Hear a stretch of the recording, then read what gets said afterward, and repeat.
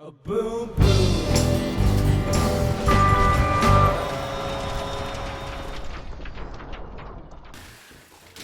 Hey, this is Time Bomb, and if it's your first time checking out the channel, hit that subscribe button to catch all the updates.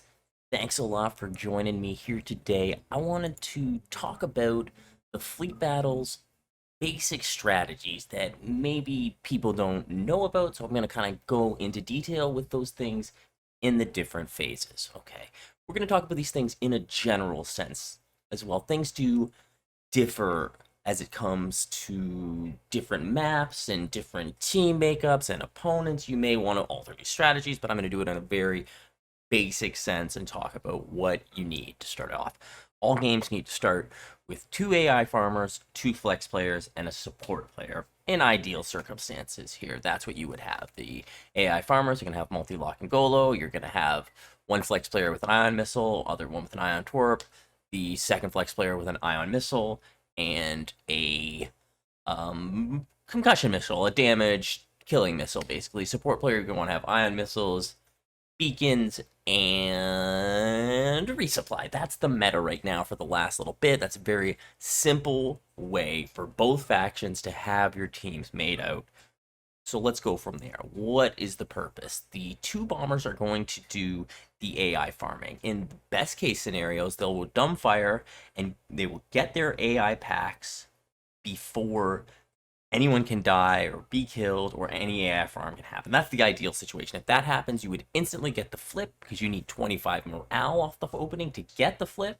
Therefore, you need to get that. You would get 30 morale from killing those 2 packs. Now, safest way is to get a kill while that's happening, so that if your opponents do get any other farm, then that will counter that farm. And it may become a stalemate, though, if there's no kill and then both teams get their pack. That's kind of the way the game goes there, kind of figuring it out in the opening phase. A more prolonged phase, you are more likely to see a raider get burned. Some teams plan on that raider burn, maybe foregoing even PKing off the start if they feel confident that their AI farmers can do it. So that's something to balance it out, or other teams may go with getting picks to win that opening. And when it gets to a later one, it's almost better to lose a half morale than it is to win it, because you can flip it so quickly simply by lining up your AI packs for right as it does flip.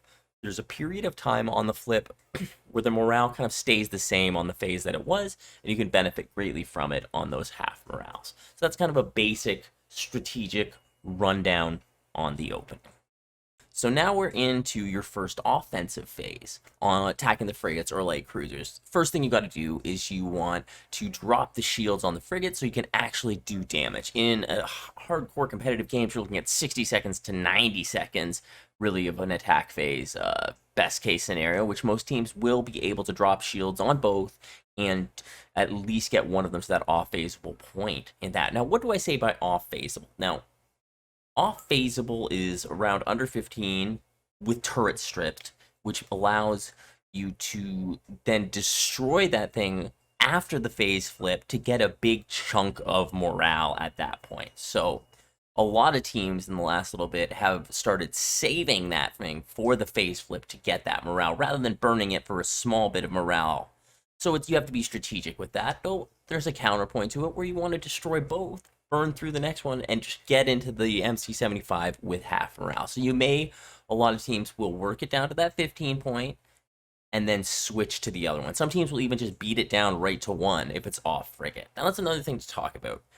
Some teams want to attack with the frigate side, some want to go against. The most important thing is that your team is unified. You know where the ion is going to strip the shields first. You're going to go and attack that one at the same time. That's the most important thing, that you're unified, that everyone knows what's going on. So if you're not in a stack, you want to be pinging, be on comms, let people know which one to go to. That can be one of the most important factors.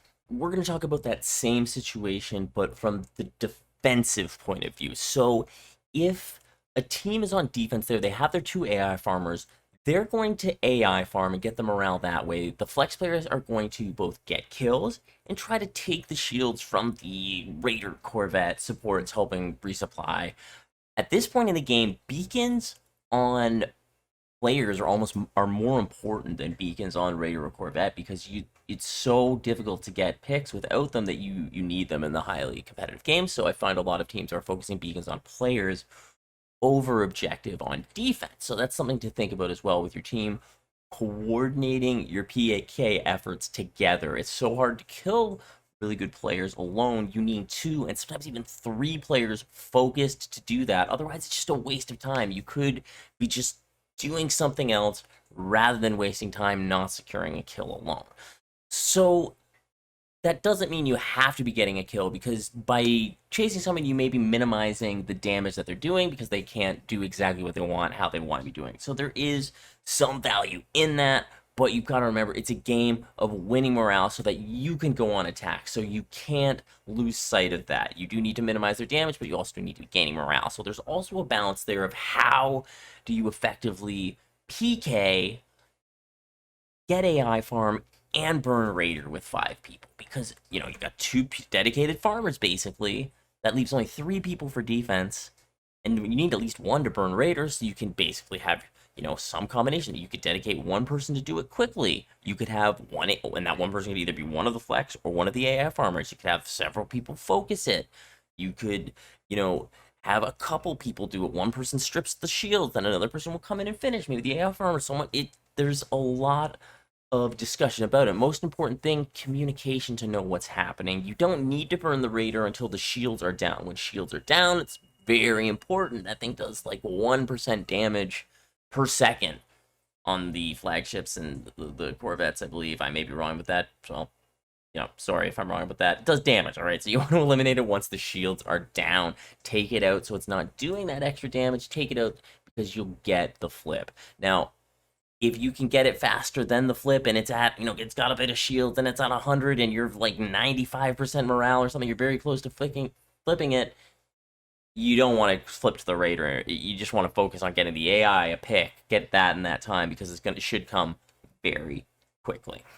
All right, let's talk about the flagship offense. Okay, the main goal when you're on offense is to get the shield down so that you can attack and destroy that flagship. That's how you win the game. So in a full morale attack, a lot of times what you'll see teams do is have the support player beacon the flagship, so then the 2 flex players can use those ion missiles to disable both shield gens in one shot with 1 missile each, respectively. Now, if it isn't beacon, then the flex players will usually use their ion missile on the same shield generator, and then maybe the bombers will destroy the other ones. Now, a lot of times on the MC75, you may have seen teams just have the bombers go on opposite sides and destroy them, but this disable meta seems to be on the rise. A lot more common, a lot easier to do. You can spend less time on it, and then you can just have the ion torp that's there destroy power, or maybe they'll be on refresh and then you can destroy power. Very easy to destroy those shield gens once those shields are down on the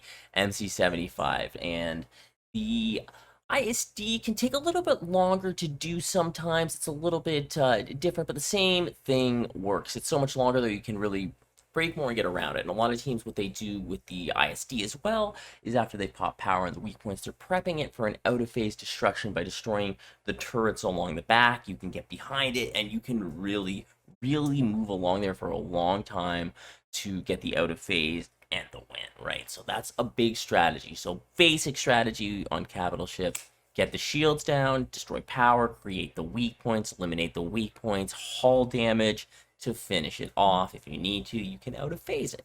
So a lot of teams now are capable of destroying both flagships in 1 full morale attack. So it's important for the team on defense to minimize that damage. How do you do that now? A lot of times teams are pushing in very quickly, so you have to be ready for that defense. Most important thing, slowing down the bombers, especially as the New Republic. You need to do that just to limit their damage, limit them destroying a shield gen.